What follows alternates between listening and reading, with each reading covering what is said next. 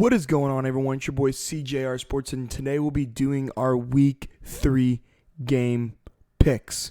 I'll be picking the spreads. I have all the spreads up between each game. I'll be picking all the games today, and we'll be doing a Monday night matchup. So let's get right into these games. So the first game that we have is the Ravens at the Patriots.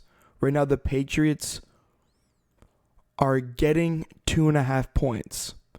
But I think I'm going to be going to the other side and going to the Baltimore Ravens minus 2.5. I really like the Baltimore Ravens. They were up by 3 touchdowns in the fourth quarter against Miami last week, which I think Miami is a better team than New England this year. And they were a team that was just trying not to lose. And when you play not to lose, that's when you lose. When you consistently run the ball, you go away from your passing offense. When you go away and you play prevent defense in the back end, you give up the middle of the field, and then you try not to give up the deep ball, but then you give up 2 back-to-back deep balls to Tyreek Hill. The game goes 35-35. They end up getting a field goal. Patriots with 14 seconds. They go down the field. The Dolphins, they go down the field, and then they score the game-winning touchdown. The way that Mac Jones runs this offense, they are not going to be able to push the ball down the field much. And I know the Baltimore Ravens, this was Marlon Humphrey's first game back last week against the Miami Dolphins. I just feel like the Baltimore Ravens are a much better team, and I feel like the spread would be a lot bigger if the Ravens would have kept their 35-14 lead against the Dolphins going into the middle of that third quarter. But book it, Ravens to win, and then I'm also taking Ravens minus 2.5. Now, the next game that we have is the Buffalo Bills at the Miami Dolphins, and the Bills are 5-point favorites. And I do feel like in this game could be a trap game. Miami looks good. Like I just talked about with the Baltimore Ravens versus Miami game last week, Miami looked good. They had a slow start. Tua threw for almost, I think it was 469 with 6 touchdowns. Tua looked good. I understand that the defense that Baltimore was playing last week in the prevent defense, but Buffalo was out their 2 starting safeties and their starting corner.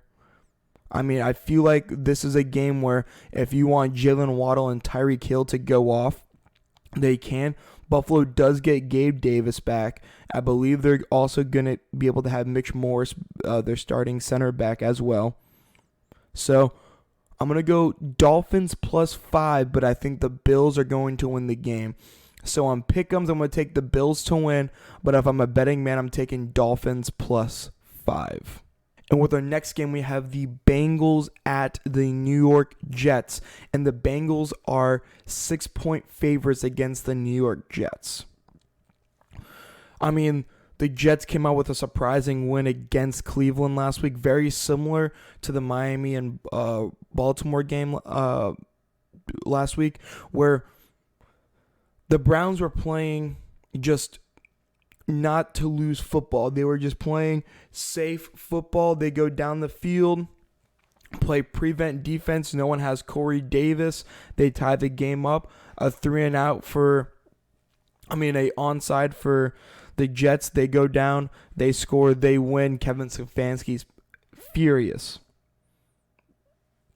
And with the Bengals, their offense just does not look like they did last year. I feel like the offense has to go through Joe Mixon rather than go through Joe Burrow and Jamar Chase. I think they need to give Joe Mixon some touches. This is a team where you can take control in the ground game against the Jets. I feel like that's what they do. I feel like the Bengals do get their first win this week. But if I'm a betting man, I'm going to take the Jets plus 6. I feel like this game is going to be pretty close on the way that Joe Burrow has been turning the ball over. The Jets can get some points off turnovers, and I think it's going to be a backdoor cover from the Jets. I don't think you get lucky back-to-back weeks where you are out of the game. The team let you back into the game, and then you get a lucky onside kick to get the game-winning touchdown to Garrett Wilson.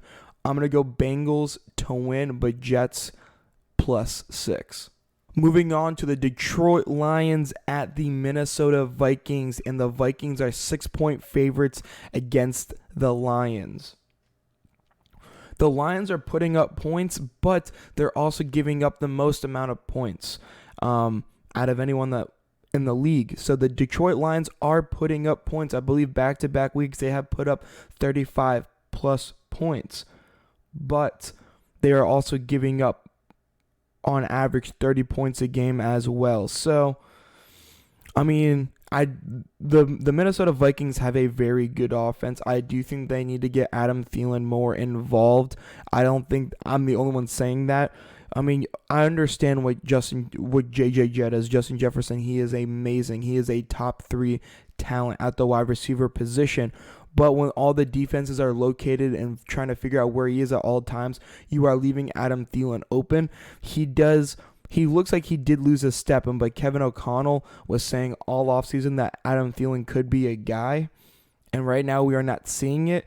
To be able to get Adam Thielen involved, I think would be very good for the Lions for the future when they are playing teams like they did last week against the Eagles, where they did kind of get blown out, because you put all your eyes and looks on Justin Jefferson, and now you try to feed the ball to Adam Thielen. You guys aren't just on that same connection as you used to be, which I do think that hurts him. But against the Detroit secondary, could be a team where you are able to get Adam Thielen more involved and get him especially involved in the red zone. Dalvin Cook hasn't really looked amazing either. Detroit does give up rushing yards. I'm going to take the Vikings to win, but Detroit plus 6. I really like what Detroit has been doing. Their defense looks like they are able to improve. Aiden Hutchinson looks like he is the real deal. And, I mean, they got so many weapons on offense, especially St. Brown just looks like he is like a top 10 receiver, especially in fantasy. And when they get Jamison Williams back, DJ Chark looks like he's a part of the offense. He's running a lot of snaps, but maybe not getting a ton of looks. TJ Hawkinson still a tight end. And, I mean, in the backfield, DeAndre Swift is an absolute menace. I think this can be a very high-scoring game. I'm going to take the Vikings to win because this is the game where they have to win against a division opponent, but the Lions plus 6. And this is the I don't care game of the week, the Houston Texans versus the Chicago Bears at Chicago. And Chicago's 3-point favorites. I mean, neither of these teams, in my opinion, look amazing or great in any way. Justin Fields in the first 2 weeks has 28 passing attempts, which I think for a starting quarterback in the NFL in a passing league, it is terrible. I really like David Montgomery, but when you look on the other side of the ball for Chicago, they used to have these big name Chicago defense, and everyone's gone. Eddie Jackson has looked nothing like his extension from a couple years back. I mean, this entire Chicago Bears roster is probably one of the worst in the league, and then you move over to the Houston Texans. And, I mean, the Houston Texans I don't think are as bad as the Bears. I think it does come down to the quarterback play for both teams. I think Brandon Cooks and Darnell Mooney could just equal each other out for weapons. And then you look on the other side, and then you look at their wide receiver twos. You probably can't name one for either one of the teams exactly. I mean, you got Nico Collins for Houston. You got Dante Pettis for Chicago. But really besides that, there isn't many weapons. I mean, both their offensive lines are not very good. Their running backs are pretty good. Dameon Pierce and Rex Burkhead for Houston. And then Chicago, you got David Montgomery, which I'd rather have David Montgomery. I mean, each defense is not very good. I do think Houston does win this game. I'm going to take Houston to win, and the Bears are favored at 3. I'm going to take Houston plus 3. I'm going to take Houston to win. I like Davis Mills more than I like Justin Fields right now. This could be a game where Justin Fields can go out for 70, 80 rushing yards and a touchdown, but I just don't see the quarterback play being good enough for Justin Fields to win and beat Davis Mills, Brandon Cooks, and this Houston team. Now we probably have the best 1 o'clock game of the week. Rather than the Buffalo Bills and the Miami Dolphins, we have the Kansas City Chiefs and the Indianapolis Colts. I really do like this game. I think the Colts are playing down to their competition. They are not playing great, but when you get a new quarterback in, it's going to take time for things to mold into gel. I do think this game is going to be a little more competitive. They should get their offensive weapons back. I understand that they lost 24-0 to the Jacksonville Jaguars, but when you are missing your two starting receivers with a quarterback that is just learning the scheme and the system, it's very hard. And when the defense puts a 9 in the box, I don't expect Jonathan Taylor to be able to be the Jonathan Taylor that we have seen in the past. So I feel like this game could be a little bit more competitive, especially with the Chiefs a little bit banged up. Their defense does look very good. Something that the Kansas City Chiefs always do, where they just get good, not the best players, not like what the Chargers did this offseason and trade and sign some of the best players in free agency. They get players that fit their scheme for Steve Spagnuolo, and they just play out of their mind on the defensive side of the ball. They look great. I mean, the Kansas City Chiefs may have a better team without Tyreek Hill than they did with Tyreek Hill. I know it's hard for me to even say that because how well he is doing in Miami, but I mean, I just feel like what they are doing in Kansas City is so good. I got to go Chiefs +6 and Chiefs to win. I really like the Colts, and they were a team where I think that they can still make a playoff push, especially in that division with Houston, Jacksonville, and Tennessee, but I just don't see them coming up on top, especially with everyone counting them out. But I like the Chiefs -6 and the Chiefs to win. But I think the Colts are going to get on track with this game. And then you can see them put up 3, 4, 5 touchdowns this week. Now we have the Raiders at the Tennessee Titans. And the Raiders are favored by 2 points. Easy for me. Tennessee Titans look terrible. Derrick Henry is 28 years old. Does not look like King Henry that we have seen in the past. The Raiders have lost some close games. I mean, they should have beat the Arizona Cardinals last week if it wasn't due to that weird overtime and whatnot. And you can argue that wasn't a fumble touchdown from Byron Murphy, but I'm going to go Raiders -2, Raiders to win. Tennessee looks terrible. Robert Woods has nothing to do with this offense. No receivers have anything to do with this offense. Ryan Tannehill looks bad. They lost pieces to their offensive line. I'm going Raiders -2 and Raiders to win against the Tennessee Titans. And now we have the Saints at the Carolina Panthers. Saints are favored by 2. I feel like this is also easy. Alvin Kamara is playing this week. They don't have Taysom Hill. To me, who really cares? But I mean, the Saints defense looks so good against Tampa. They kind of fell apart a little bit at the end. They gave up that touchdown and then they got the pick 6. So it looks like the score looked like the game was a lot different. But seriously, the Saints defense is legit. I don't think you go against. I mean, and Baker looked terrible last week against, my New York Giants. It's so hard to pick the Carolina Panthers because they do have a lot of talent up and down on that roster, especially on that defense, and they can just not put it together. I'm taking the Saints, taking Jameis Winston. He's going to be eating W's against, a division opponent, and I'm going to take the Saints -2. I think this game could be a blowout the way that Carolina has been playing. I think this is an easy win for the Saints, especially how they played against Tampa last week. So give me the Saints to win and then Saints -2. And to round out at the 1 o'clock games, we have the division opponent for the NFC East. We have the Eagles at the Washington Commanders. The way that the Eagles have been playing, I mean, they look dominant. They look like they are a top 5 team in the NFL. Jalen Hurts looks legit. The entire defense looks legit. The offensive weapons look so good. It's so hard to count out Philly in any way right now. I'm going to take, this is easy. Washington looks good with Carson Wentz. Washington looks good with Jahar Dotson. Terry McLaurin's getting more involved. But it's so hard to go against this Philly team. The Commanders' defense also looks very. We thought was going to look very good.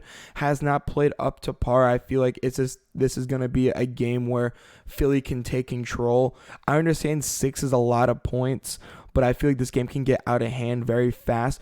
I do have a little bit of an issue, kind of like what in week 1 when Philly was up by 2 or 3 touchdowns and they let Detroit back into the game. I could see a backdoor cover from Washington, but I think with this being a division opponent, I don't think Philly's even going to let that happen. I'm going to go Eagles to win is obvious. I'm going to go Eagles -6.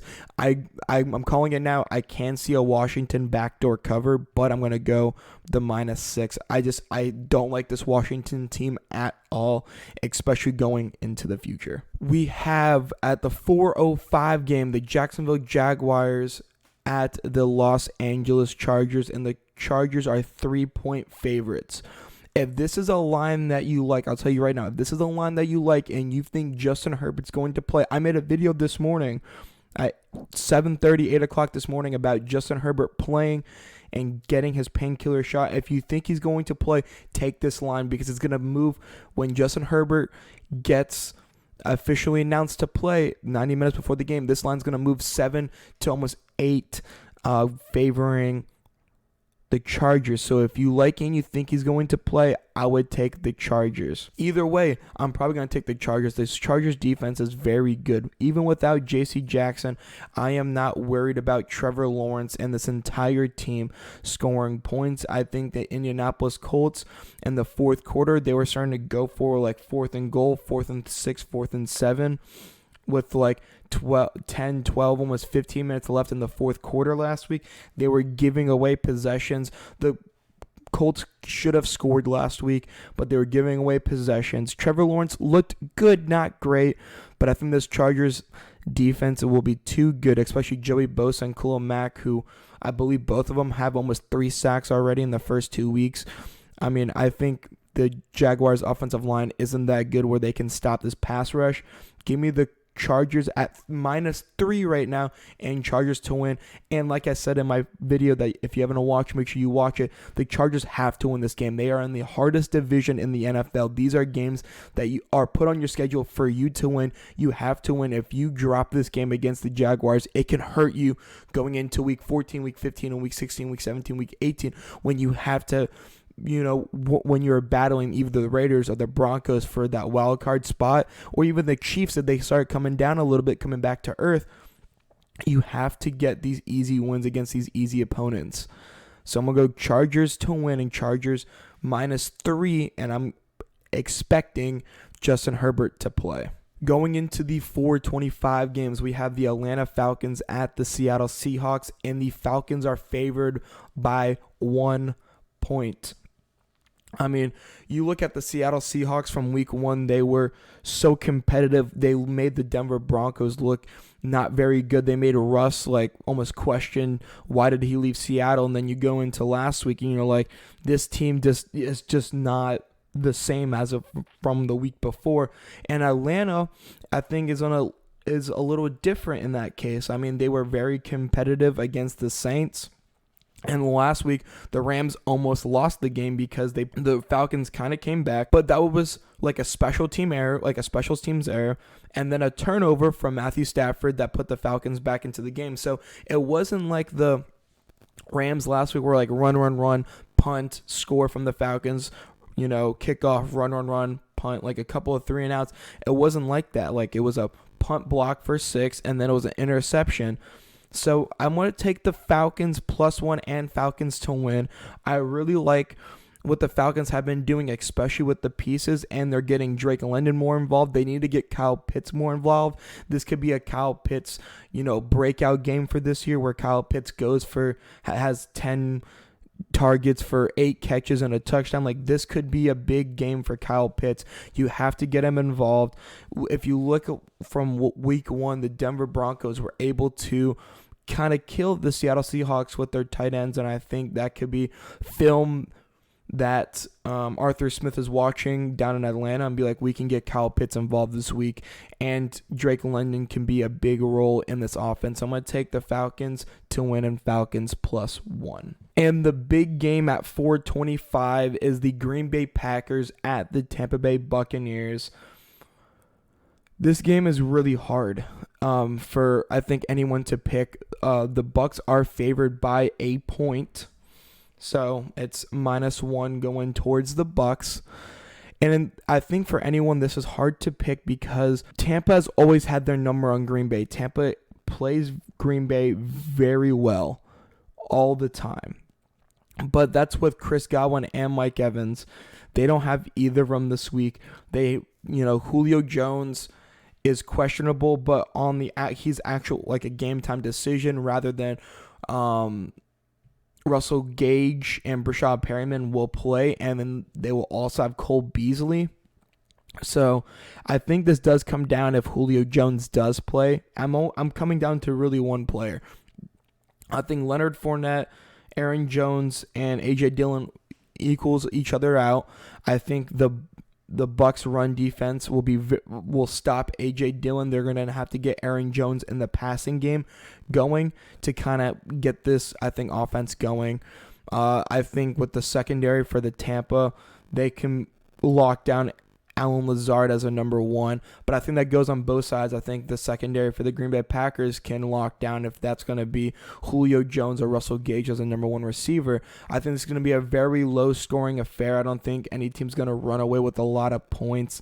I think the Bucs have a better defense than the Packers, and the way that Green Bay has played early, they looked very good against Chicago, but that was against the Bears. I'm going to go Bucs favored by 1. I'm going to take the Bucs to win and Bucs to cover the spread of only favored by 1. This game's going to be very hard. If I'm a gambler, I'm staying away from this game because, both teams are in the same situation. Great defenses, good run games, top-tier quarterbacks, bad receivers this week. So I'm staying away. We don't know who's going to score. It took the Bucs a lot to score last week against the Saints, and I think both teams could struggle scoring against each other this week. In our last 4:25 game, it's the Los Angeles Rams versus the Arizona Cardinals, and the Rams are favored by 3.5. Well, the Rams almost let the Falcons come in and win this game. The Cardinals did not look good for the first 6 quarters of football. You can even say 7 quarters. You can say the Cardinals only looked good for the fourth quarter against the Raiders and then overtime. But a lot of that had to do with Kyler Murray using his legs when the defense was in prevent or playing, quarters coverage the entire time. And they let the Cardinals back into it, and Kyler Murray really used his legs. And then you can say the Cardinals defense really won them the game in overtime. But the Rams and Matthew Stafford, it does not look amazing. His elbow seems to be really bothering him. I really don't like either of these teams to go far in the playoffs right now. The Rams defense has definitely taken a step back than where it was from last year.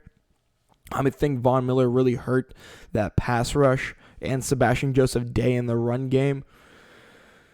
I'm going to take the Rams to win, but I'm going to take the Cardinals plus 3.5. I think this game is going to be close. The teams are very similar, and I hope that the Cardinals are able to get Hollywood Brown more involved this week. Cooper Kupp is going to have a game where he still gets 10 to 12 catches for 100 and something yards and a touchdown. I don't think that's going to be questioned, but it just seems like this game can go both ways. The Rams let the Falcons back in last week. I think it's going to happen where the Cardinals can squeak out one of those backdoor covers. I'm going to take the 3.5 with the Cardinals, but the Rams to win this game. And with the Sunday night game, we have the San Francisco 49ers versus the Denver Broncos, and the 49ers are favored by 1.5.